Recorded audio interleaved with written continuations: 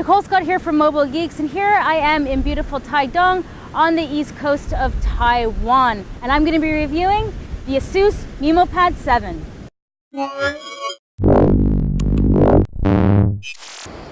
So now let's take the MeMO Pad 7 out of the box. For $150, you can expect that there won't be a lot of frills. Here's the tablet.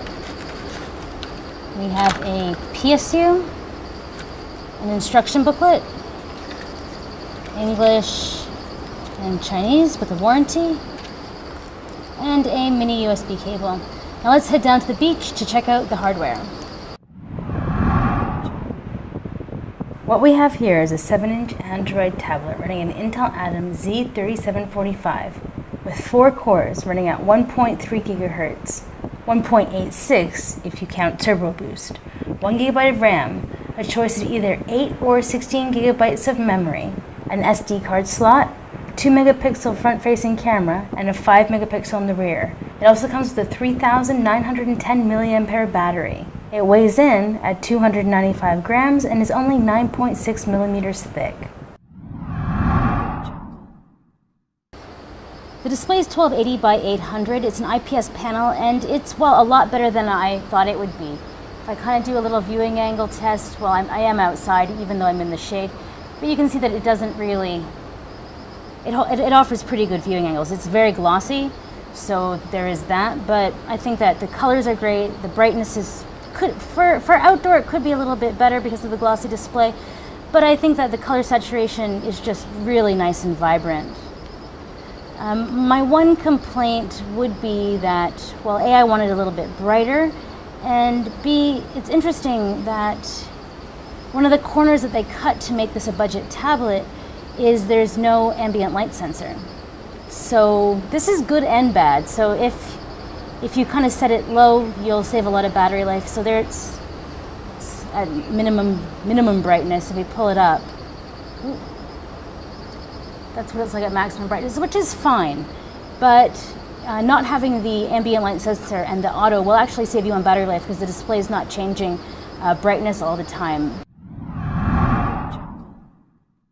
Design-wise, ASUS has really knocked it out of the park. The finish on this feels incredibly premium. It's like a soft touch plastic.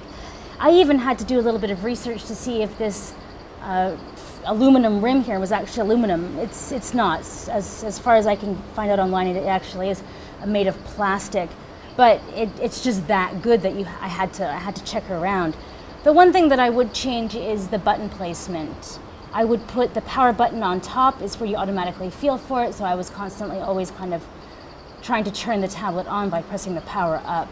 But ASUS has on their previous MeMO pads as well, put the buttons kind of on the back. Now if we take a closer look, when you run your thumb down the side to look for the power button, sometimes you just kind of miss it, and if you're just feeling, often I forget, oh, I have to run my hand down the back of the tablet.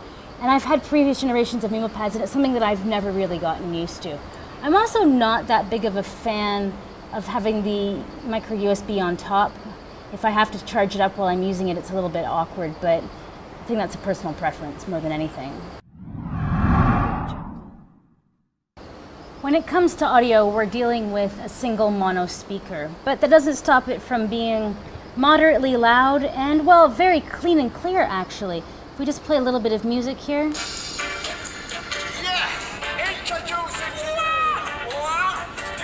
The audio is clean and clear. It doesn't really have bass, but it's not tinny either. When it's definitely enough for sharing, that's for sure. But if we stop this off, it's questions, and it has. I haven't answered those questions, but I think the American people deserve answers, don't you? So for video playback, it's definitely loud enough. And the other thing that I should point out is ASUS has always included extra features like audio wizards. So there's gaming mode, music mode, speech mode, movie mode. So I mean, this is a really nice addition. So now I've already done a review of the Zenfone 6, which is also sporting the Zen UI. So I have grown quite fond of it. Originally I was a little skeptical, but it has a lot of really great additions. So there's reading mode, which adjusts the display. We have instant dictionary, which is just fabulous if you're like me living in Asia. You can also change the order of your settings here. And then notifications pull down on the other side. ASUS always seems to ship Splendid for their display to change the color temperature, Vivid on and off. There's Audio Wizard, Supernote, it comes with a native file manager. Do It Later is kind of nice, so you can put these in and it'll remind you to do stuff. Comes with a dictionary, clock calculator, all of these things. If we head into the back end, I mean, it's still got a nice vanilla feeling to it with some, interesting little additions like what's next. So this pulls off my Google Calendar, and if I just turn on the display, it'll show me, immediately here what I have coming up next. I can also go straight to camera, my email, internet, and then, of course, there's Google Now down at the bottom. So feature-wise, we actually have a lot of really premium features. So there's HDR, time rewind, so if you're jumping, you can get the perfect moment, panorama, nighttime, which is always really great, selfie mode, so this will actually detect how many people are in the photo, so you can use the rear-facing camera to take pictures. So that's 5 megapixels versus the 2 here on the front. Now what else do we have? The depth of field, it's not too bad. Smart removed, objects removed in the back, everyone's smiling. Beautification, we've seen all of these before. They're a lot of fun, and you can even make your own GIF. Now let's get out of selfie mode into auto mode. But let's check out some of the features. So we can do white balance, which is nice. Choose our own ISO, exposure, optimization, which kind of 1080p or 720, anti-shake, so for stabilization when you're taking photos, instant autofocus, continuous autofocus, so it'll actually track stuff.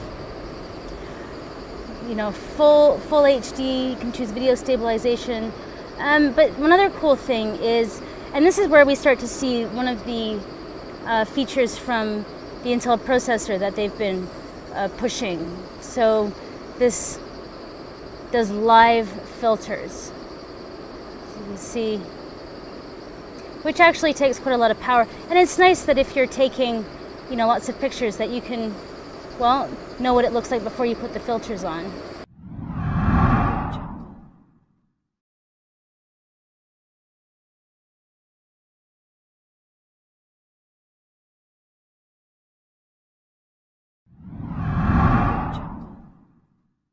So what's my final verdict on this tablet? $149, I really think you can't go wrong. ASUS has made this feel like a premium tablet at an incredibly budget price.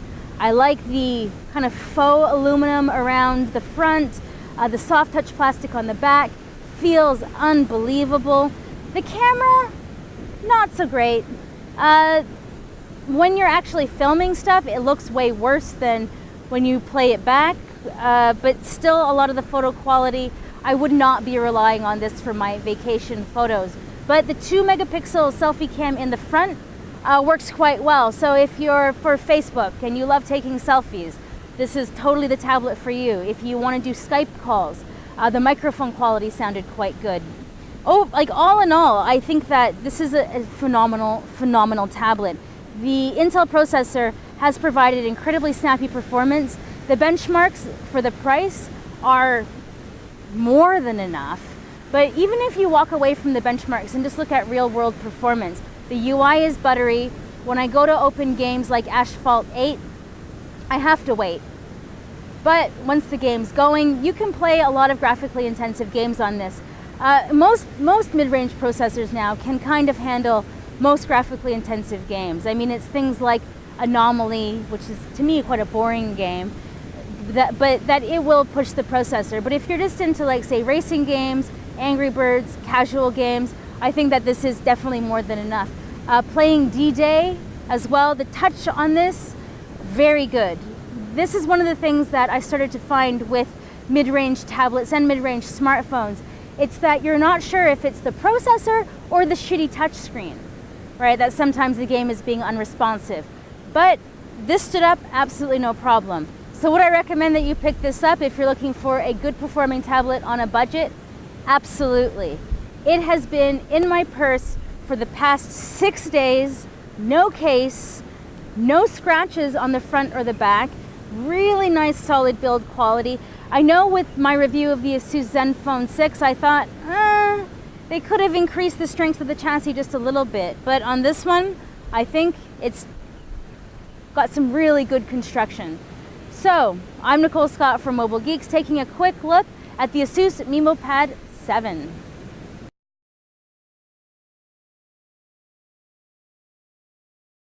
What?